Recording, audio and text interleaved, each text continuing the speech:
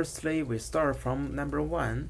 Marx, maker of munism, he guessed many regimes be erected in high societies like France, UK, but the fact is, first munism state was very poor, states like China and Russia. So this fact shows the idea of Marx that cannot be used to lead the reality. Plus, Marx didn't give way to get munism. Even the idea of Marx is good, but sadly it's like utopia. So today I'm gonna look which tier munism is in, why munism is a fake economic and upper frame, two most key parts of society. So from perspective view, China ranks 69. So we can see economic China isn't so well than the mature states like US, UK. So China is like close in the mid of this rank. So let's say from Human Development Index, HDI, China ranks 79. Also, we have many another index, but the time isn't allowed us to further discover and discuss that topic. So if you guys interested in that, you can just search yourself. So you can see this map. China is orange. It's not a good sign. So from equal polar view, China can't win with baroism. So the word said by the China like munism is most mature, highest in all social frames are fake. So if you didn't even close to the development of the baroism, how can you claim the title for the most advanced society in the world? So let's take a good look, shall we? We can see China is below 5, basically 2.1. So let's talk about equal polar view, and we start from upper frame, shall we? I give you an example to show what polar frame China is in.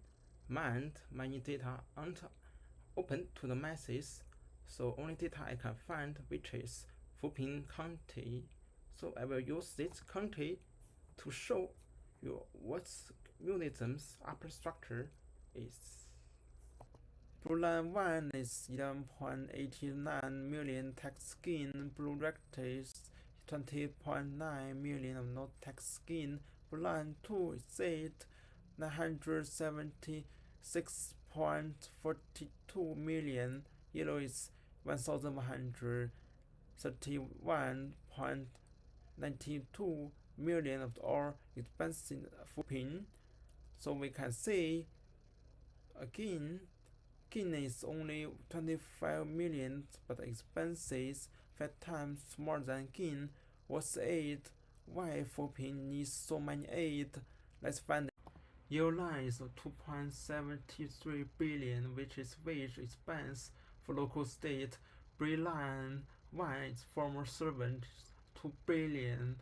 Blue line 3 is former servant, 0.70 billion. Blue line 2 is informal servant, 0.46 billion. So this is why local county needs aid, as they need to pay those servants who are they are a member of CCP.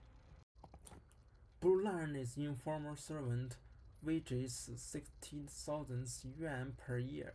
Number is around 29,000. Yellow is former servant, 120,000 yuan per year. Number is around 16,000. So those former servants are very rich. So servant CCP is around 44k, but pop staff is around 157k. So those servant is like the feudal class who enjoys much higher wage in the state. In this short, we can say 964 million folks gain is less than 2,000 per month. 600 million is around 1,000 per month. We can say that Dafang County normal folks gain is 1,500 per month, then 19,000 per year. I said in last short, former servant wages 100 20,000 per year. And what about informal one? They clean floor or toilets, etc. Hence, the wages is low. So Dafang County has 815,700 folks, 19,000 formal CCP servants earns 7 times more than rest of folks. This is a keen in the feudal time like Song dynasty. You can stop this video and read blue part. So today, China is a copy of the Edmund Polar frame in feudal China like Song dynasty. So talk about economy, many stuffs. We can talk like urban pops to rural pops, per GDP, HDI, etc. Here tiny info I can find in web. In the blue line, you can see slum pops, which 16% pops Shenzhen. Shenzhen is very rich, mature than another inland cities. So in the majority of cities in China, slums pops to city pops is more higher. So talk about urban pops to the rural pops ratio. For more data, in 2024 is 66%, but in fact, slums pops in data. So if you wipe those pops, urban pops to the rural pops ratio may close to the 20% to the 13%. As slums don't have public service, pubs don't have city ID, don't link with the city's grid, water, etc. So the face China and the city are very good, but if you go deeply inside the street to slum, it's two words. So what's urban village is slum, but CCP don't admit. So in our cases in the China state, Swiss, Stalmart. So here's case in the blue line and yellow line. So like in the yellow line, China's regulation have repeatedly set a daily limit on number of stocks they can sell to maintain stock market stability and public amount the escalating trade war. And also the blue line, so you can stop it and look yourself. In fact, feudalism between baroism, feudalism plus feudalism has deep feudal remain from equal polar view like China, and equal polar tier is below baroism society like US, but is higher than the pure feudal society like Qing dynasty. So from equal polar view, China isn't surely communism, but in feudalism society. So some people maybe ask, you can give me more example about the munism, and I can give you an example like Soviet Union. So actually in the Soviet Union, we have collective form. It's like shown in the picture. So what's collective form? I show in the blue part. If you want to stop this video, you can stop it and see yourself. So it's easy word for the Soviet Union polar system. So our old pile concentration of the power feudal structure shows up again. So it's from polar view. So from economic Soviet Union's equal element plan, we don't have mart. State held by the munism party owns almost all wealth.